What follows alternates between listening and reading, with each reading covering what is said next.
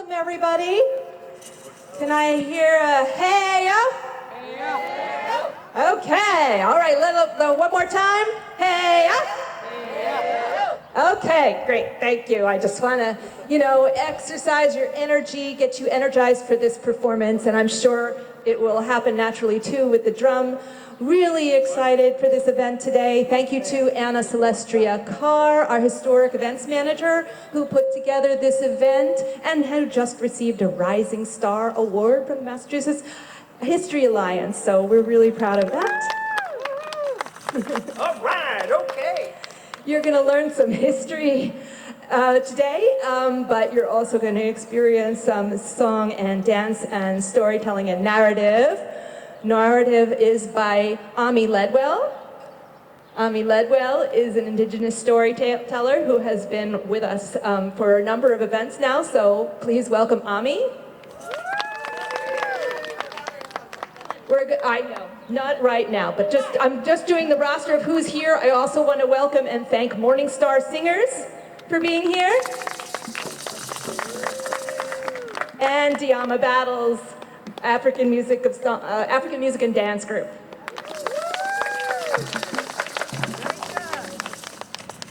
And welcome to all of you from the Somerville Museum. That's from me. I'm the executive director of the Somerville Museum, and we have some other staff and volunteers and board members here today. So, is anyone not familiar with the Somerville Museum? Yay, okay, one person is not, so that means most of you already know that there is a museum in the heart of Somerville on Central Street and Westwood Road, and we have a new exhibit there called Faces, Places, and Spaces, which is about the saving of art studios in our community and the important work that artists do, so we hope you'll all come for that. We also have a really important event next week, Landmark.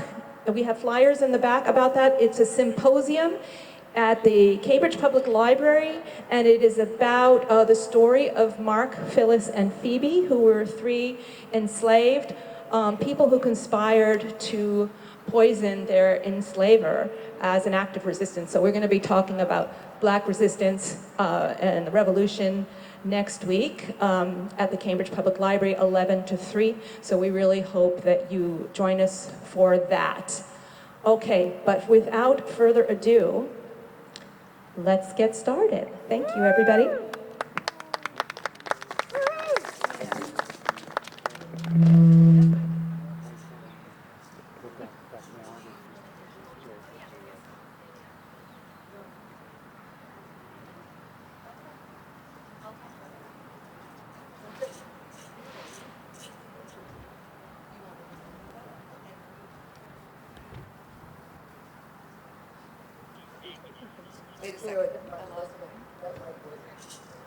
No, this one is for the recording.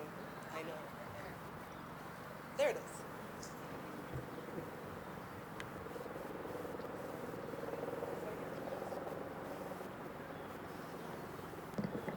Exciting times this morning. So we're going to be singing, this is the Unak Nagumish drum, and the Morning Star Singers will be singing a gathering song. This is a Mi'kmaq song of welcoming.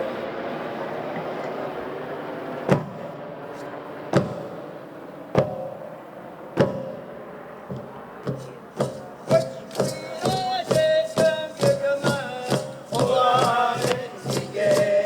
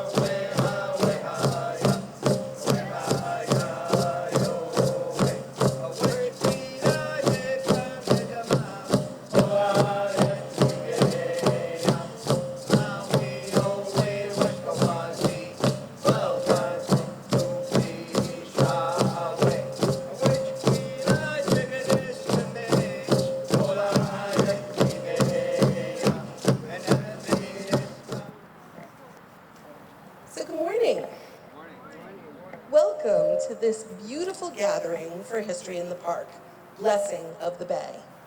3 voices, 1 shore, the untold stories of 10 hills. My name is Ami Ledwell, and I will be your storyteller today. We are here today thanks to the Somerville Museum. This institution has long dedicated itself to being a mirror of the city by preserving the past, reflecting the present, and helping to shape the future. At the Somerville Museum, the past is not just something we look at. It's not something we look back on. It is something we carry with us daily and honor in how we live and connect today. Through this lens, we gather here for this special event, a celebration of land, water, and people. As we pay homage to those who have shaped this place we now call home.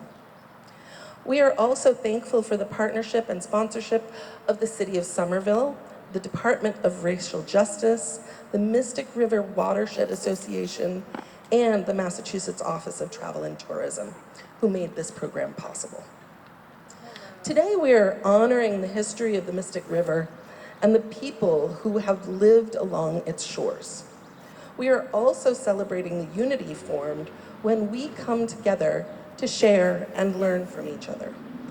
Our program will blend storytelling, song, dance, and reflection. Throughout the program, we will hear songs from the United Native American Cultural Center's Ngumish drum. It means grandmother, and the members of the Morning Star Singers, who will help us honor the spirits of the land and the water. The songs they perform are often call and response, with drumming serving as the heartbeat of the music, a characteristic of many Indigenous singing traditions. We invite the audience to participate in some of the Indigenous dances that will be led by Anna Celestria Carr, and hear the soft melodies of Chief Searching Owl, who will share his beautiful flute playing. We are fortunate to have Deama Battle's Art of Black Dance and Music Ensemble. Their vibrant performance illuminates the profound cultural connections across the African diaspora. Today's program is a living tribute to the strength and survival of the Indigenous peoples, the African American community, and all the cultures that have made Somerville their home. Through this shared moment, we acknowledge the struggles and celebrate the enduring resilience of these communities and our complicated past. Now, this is a lovely water bottle. It's much nicer than mine. Mine is just one of those like regular water bottles, right? This one's got a cool top. PMC, wow. Biking across Massachusetts, very exciting. It's got cool colors. I have to be careful. If I do it fast, it'll go up my nose. But this is a great water bottle. It's so much nicer than mine. I think I'll keep it. It was put in my path by Creator.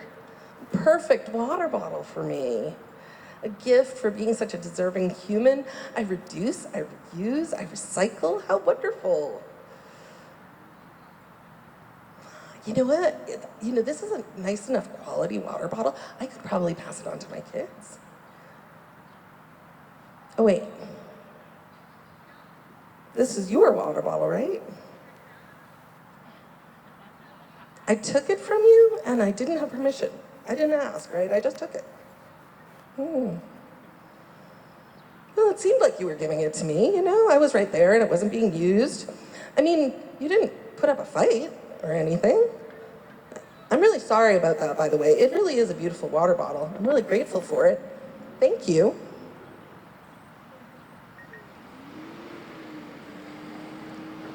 So this cheeky little analogy is making a point about land acknowledgement.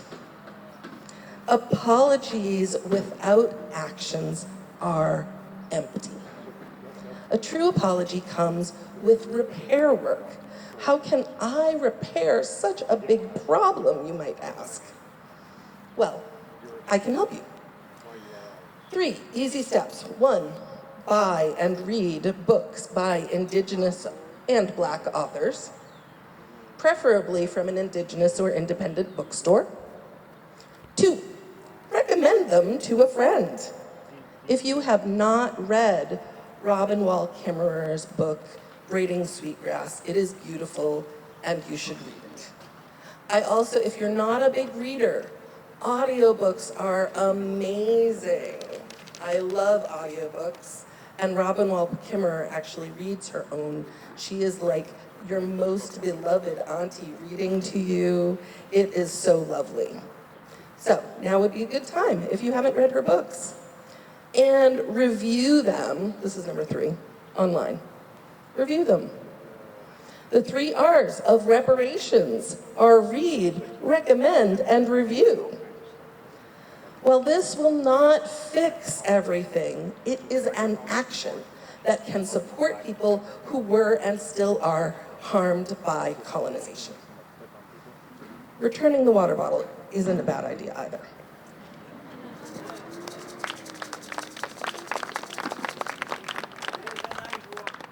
It's a very nice water bottle. Thank you very much. I did not use it.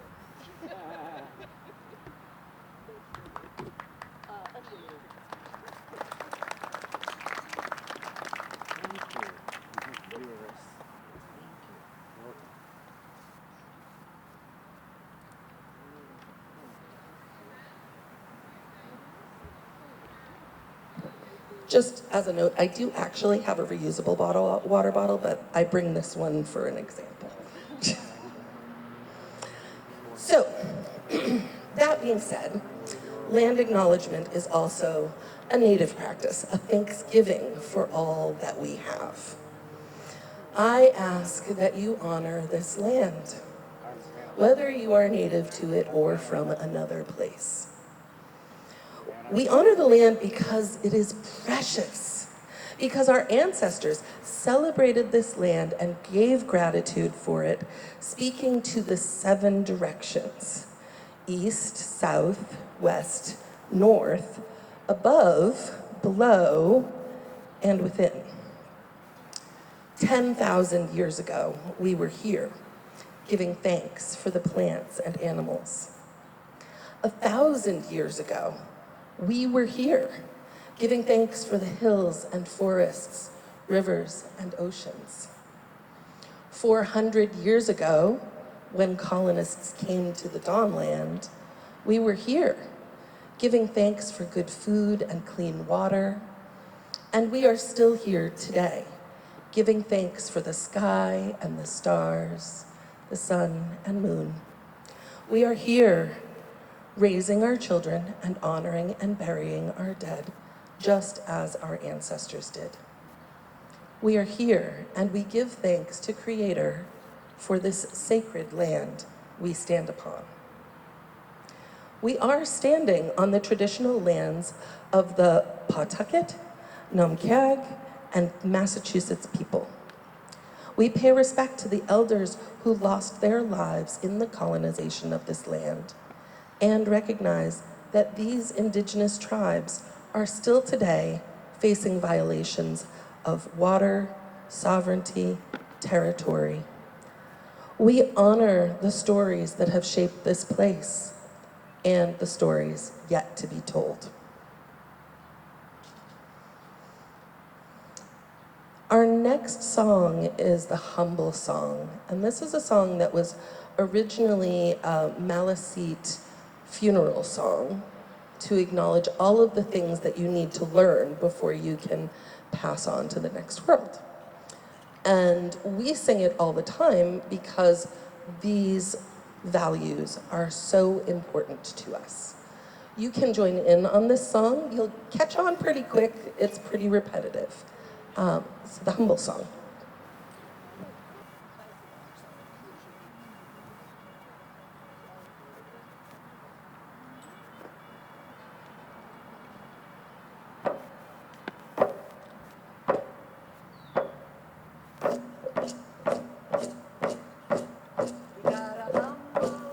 Ourselves in the eyes of the Creator. We gotta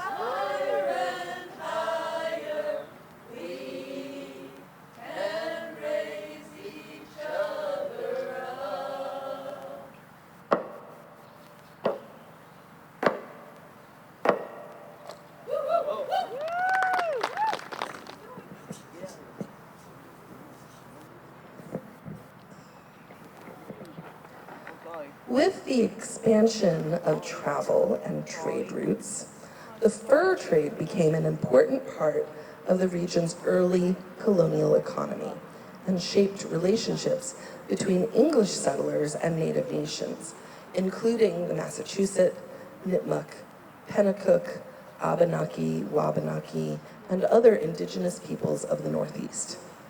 Trade was not only an exchange of goods such as furs, wampum, metal tools, cloth, and weapons. It also changed diplomacy, travel routes, alliances, and daily life. These exchanges left lasting marks on the land through rivers, portage routes, trading places, colonial settlements, and shifting relationships between native communities and European settlers. A related example of cultural exchange from the wider North American fur trade comes from the Métis people of the Red River region, whose music and dance traditions grew out of relationships among Indigenous, French-Canadian, Scottish, and other fur trade communities. The Red River Jig is often called the national anthem of the Métis people. It is one of the few anthems in the world that has no words and could be the only one that is a dance. The Red River Jig is a lively dance that consists of a basic jig step with fancy dance steps. Despite the complexity of the dance itself, fur trade clerks would often take it upon themselves to learn the Red River Jig and perform alongside with their trading counterparts in a show of friendship and cultural acceptance. Métis dances are never danced alone. The traditional Métis jig has been passed down over generations and has survived numerous periods of cultural suppression. Métis dances are a true celebration of life, expressing the community's resilience and endurance, and even during difficult times. Anna Celestia Carr, a member of the Métis Nation, invites everyone to join her in a circle to learn the Red River Jig and the Louis Riel Reel. I'm gonna. Okay. Yeah. Yep. So I need people to come stand in the circle. And I will show you the steps of the Métis national anthem, the Red River Jig, and then we'll go through Louis Riel Reel.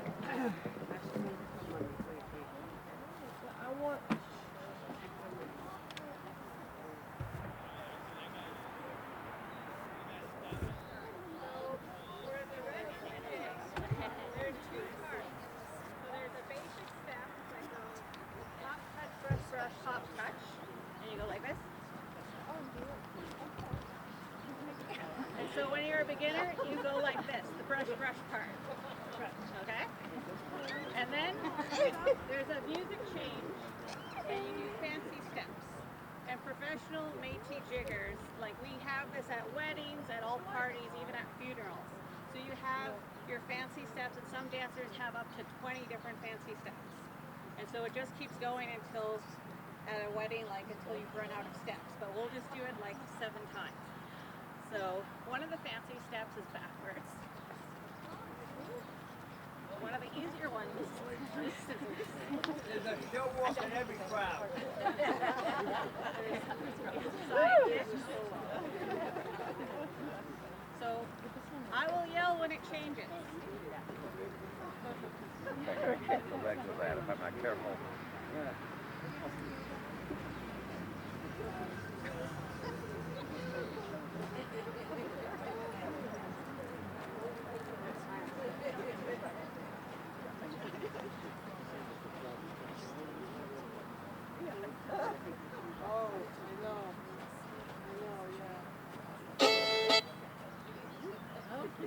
That's it. All right. Yeah.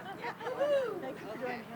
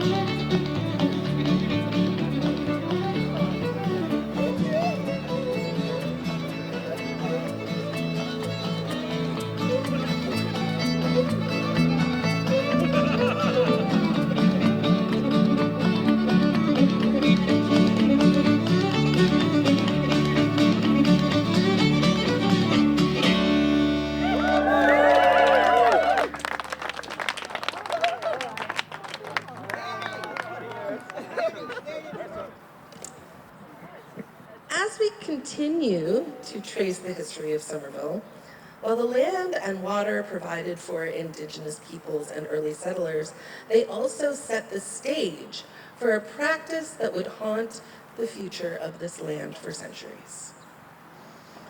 In 1638, John Winthrop, the first governor of Massachusetts, wrote in his diary that the ship Desire had brought the first shipment of enslaved Africans into Boston from Barbados. This marked the beginning of Massachusetts' involvement in the Atlantic slave trade. This trade would continue to grow for the next several centuries.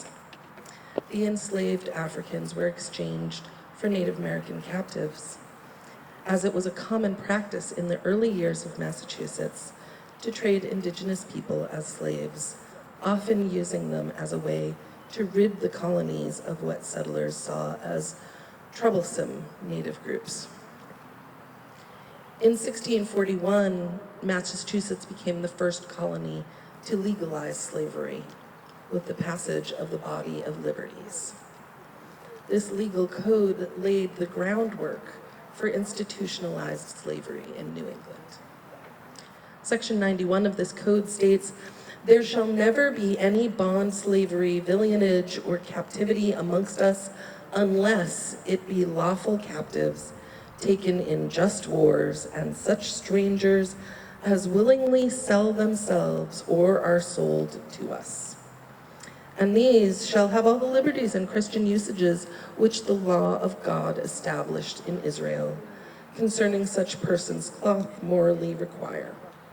This exempts none from servitude who shall be judged thereto by authority." With this passage, slavery was formalized in Massachusetts, allowing the legal importation and ownership of enslaved individuals, both African and Native American, and ensuring that these people would be bound by colonial laws and treated as property. This body of laws was later incorporated into the Articles of New England Confederation, which not only legalized slavery in Massachusetts, but eventually spread to other colonies in New England. In the 1620s, English colonists began enslaving Native Americans in and around Boston, taking them from their lands and forcing them into servitude. During the Pequot War, 1636 to 1638, and Metacom's War, known as King Philip's War, in 1675 and 1676. The English colonists captured many native people, selling them into slavery, sometimes as far away as the Azores, Barbados, Bermuda, Jamaica, and Madagascar. Many of these enslaved native peoples worked in households, on farms, and in various industries, contributing to the labor force that helped build the early foundations of Massachusetts. Tragically, the forced migration of these Indigenous people not only stripped them of their freedom, but also severed their ties with their homeland, their families, their cultures. Today, there are still descendants of these native peoples living in the Caribbean, a testament to their endurance and survival despite the brutality of the transatlantic slave trade. This chapter in our history is painful, but it is one that we must confront, especially as we reflect on the legacy of slavery in Somerville, Massachusetts, and the broader New England region. As we look back at the struggles and triumphs of those who were enslaved, we also honor the enduring spirit of those who fought for freedom, those who survived, and those who contributed to the vibrant community we live in today. Excuse me. Let us reflect on the Africans who were brought to this land, torn from their homelands and forced into slavery. Many of them ended up in places like Somerville, having been traded for native slaves in the Caribbean, where their labor fueled the growth of the new colony. John Winthrop was directly involved in the practices of slavery. His Puritan colony relied heavily on the forced labor of both Indigenous and African peoples. Despite this, African American community began to form deep roots in Somerville, where they contributed to the cultural fabric of this place, resisting the oppressions that they faced, and they too fought for survival, creating families, communities, and traditions that would last for generations. I'd like to introduce Dayama Battle and her African dance group.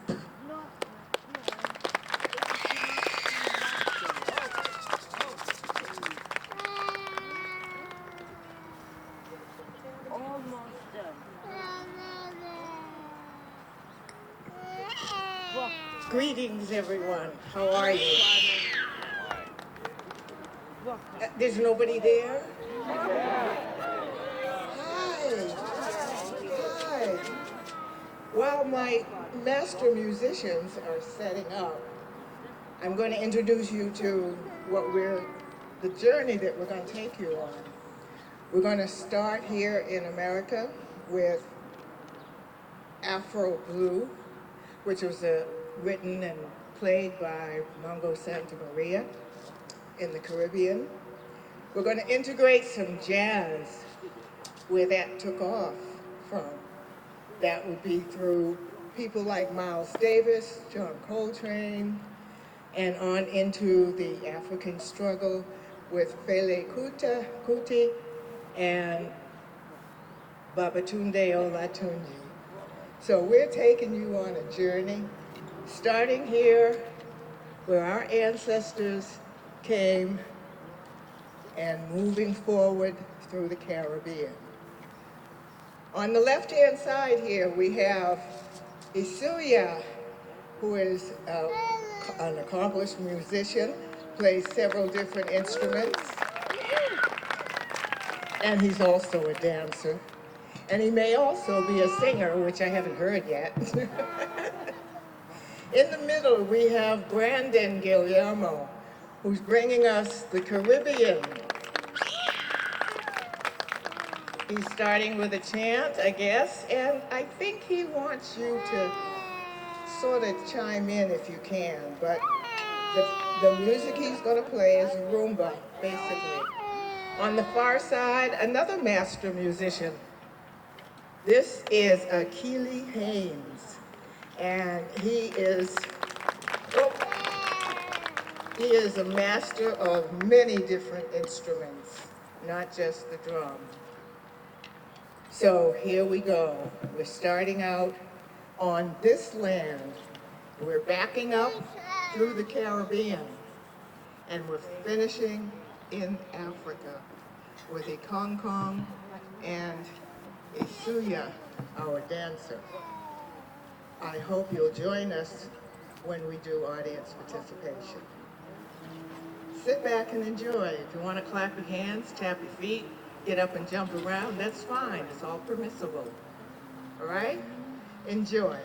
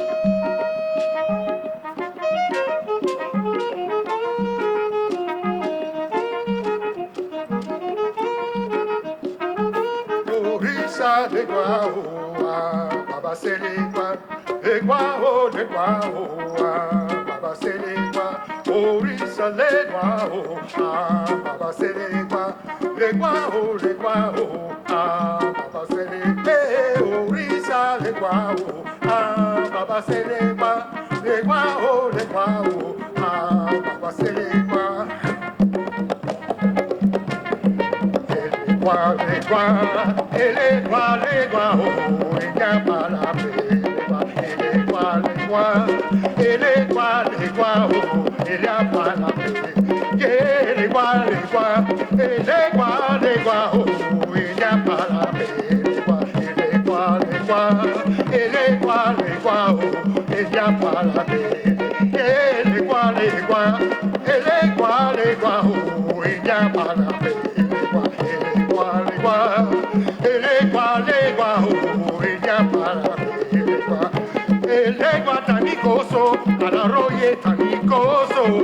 Amajori emaya, elewa tanikoso, elewa tanikoso, alaroye tanikoso, ayo elega tanikoso, elewa tanikoso, alaroye tanikoso, alako, elega tanikoso, elega tanikoso,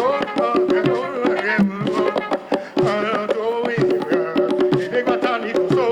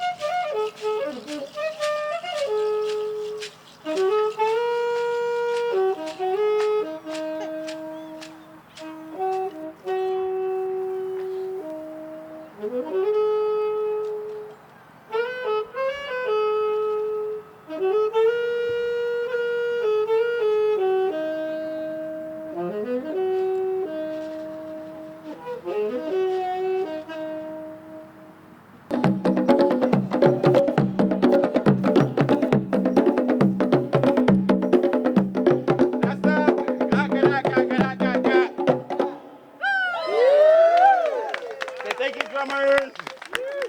Say thank you, drummers.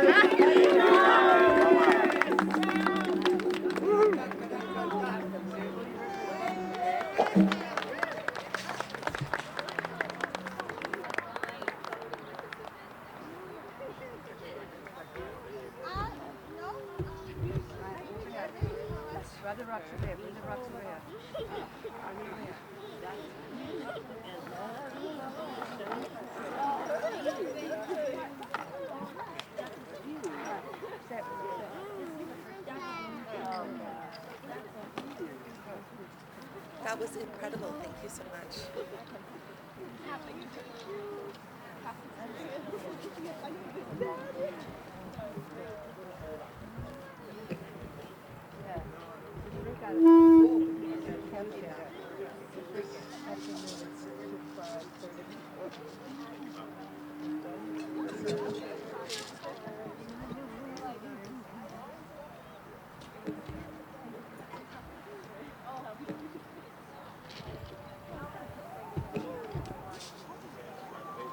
Testing.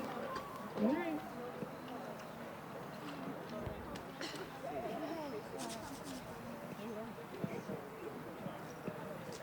I think we need another round of applause for these guys. Woo! That was incredible. Well done.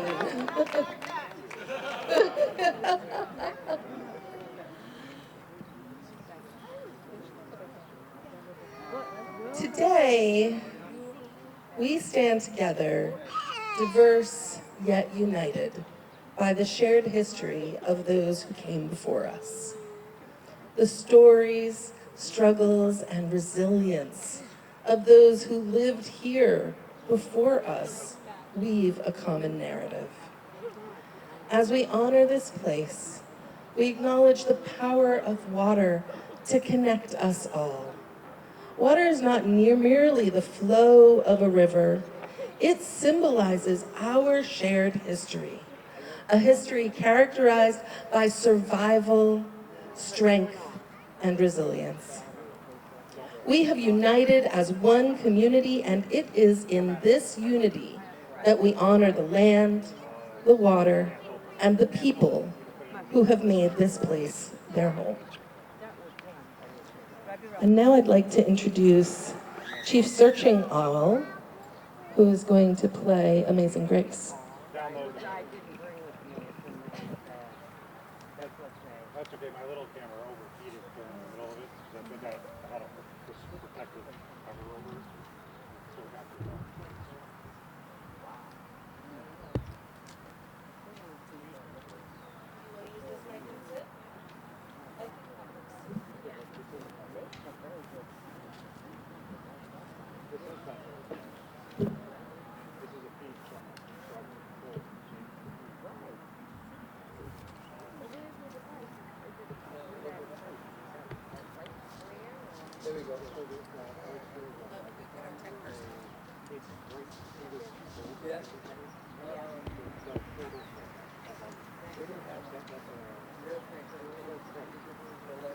And then if you look up the big microphone, comes in the group.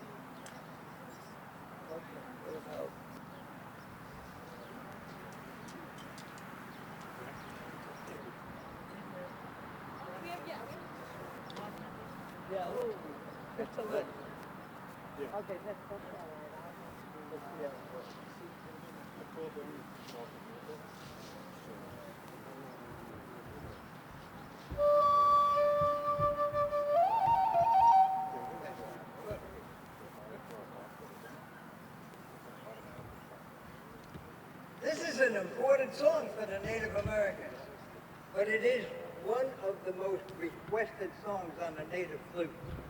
And I think when I finish, you'll understand why.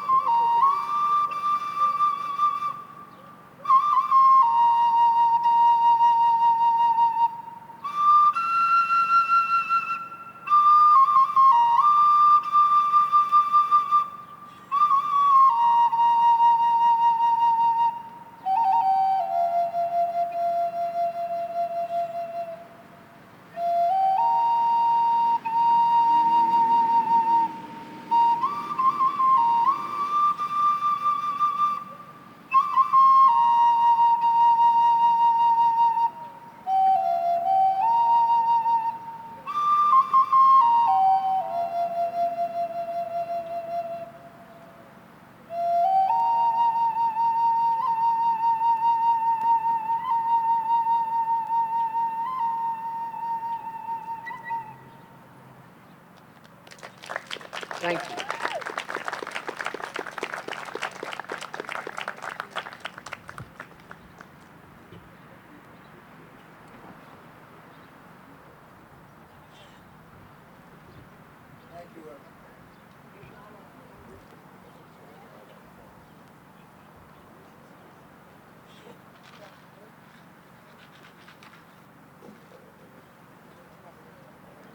Thank you.